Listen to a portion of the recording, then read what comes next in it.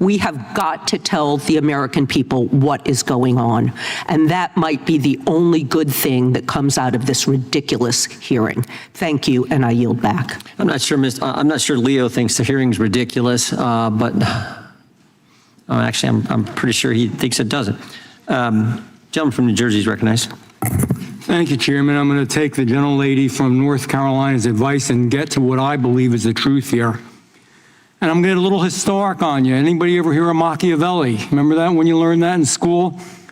You know, and you can debate the exact wording of what it means. You can debate the exact origin, but the meaning is basic and it's simple and it's as old as politics itself.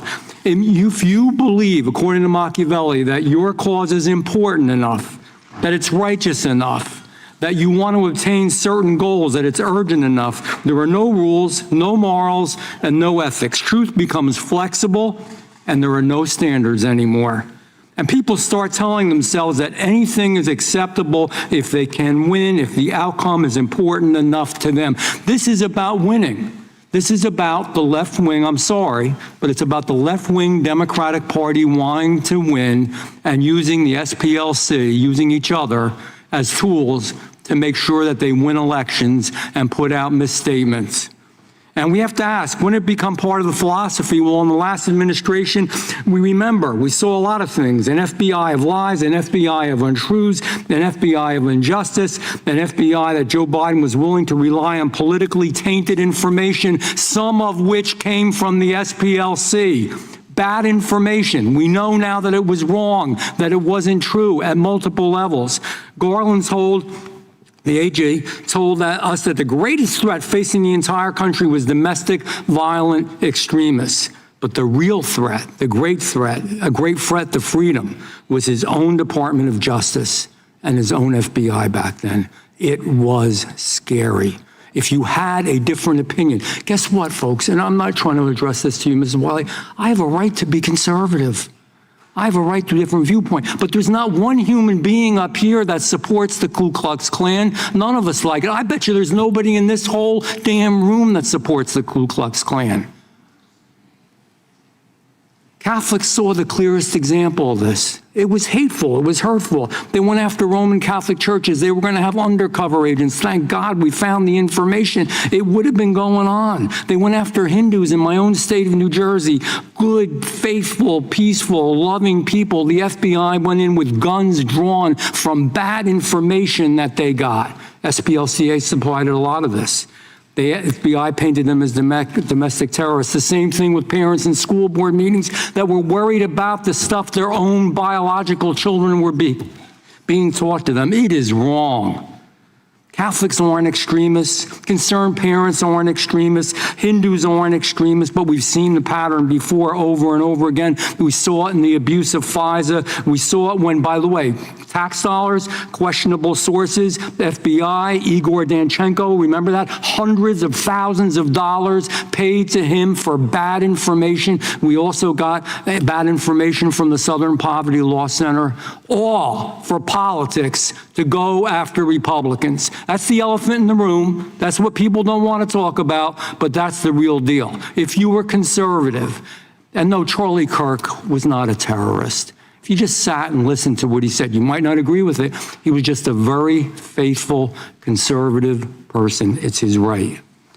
And now the worst of all of it, though, is we find the Southern Poverty Law Center is just one more tool. I think it started out good. I think they wanted to do good things. I think there are still people in there that want to do good things, but it's been used in a way that is perverse and awful to get political goals of a political party accomplished. Machiavelli through and through. It's pretty damn amazing. People donated money believing they were helping good causes, helping vulnerable people, and in the beginning they were. Nobody wants racism. Nobody up here in this room wants racism. Nobody wants to hurt anybody. Nobody wants to hate anybody. But the Southern Poverty Law Center and the work that they've done in recent times has actually caused more hate, more hurt, and more problems. They gave money to the KKK. I don't give a how you approach it, what you say about it, it's a bad thing. I just got some real quick questions because I know I'm running out of time. Mr. Perkins, should the Southern Poverty Law Center have had such a high level of influence in federal agencies? No. No.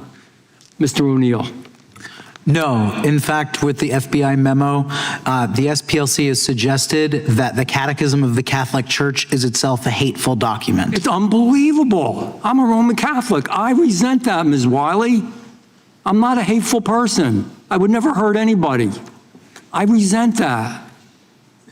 And so do a lot of Catholics, and so do a lot of people of faith. They have a right to... Mr. Chairman, if we're going to run over time, can we talk about the president's attack on the Pope? How does an organization... Is that part of your presentation? Last question, then I'm done. How does an organization maintain Gentleman credibility? from New Jersey controls the time.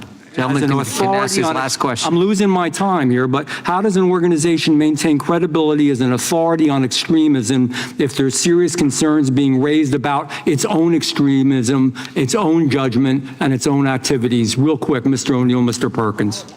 And Dr. Swain, how you go?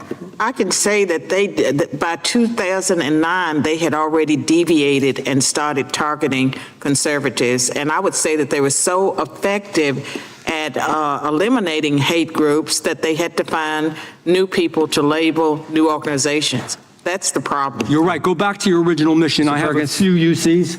Okay. We'll do UCs then. And Mr. Chairman, point of order, just so we're clear, that was 1 minute over as we move into Ms. Balance We've time. been very lenient with the time. I just want to make sure we're doing it equally, that's all. Equal rights, that's all. Moving to UCs from Mr. Van Drew, UCs from the gentleman from Pennsylvania, and then we're actually going to go vote, and then we'll come back once votes are completed. Gentleman from New Jersey, UC. I have a UC from Moms for Liberty, and it is entitled "The Justice Department Announced Indictment Against Southern Poverty Law Center." A UC from Tyler O'Neill on 2026, Democrats beclown themselves by defending SPLC. Objection. Another one from Mr. O'Neill. However bad you think Biden's DOJ was, new documents show it was even worse. Thank you, Chairman.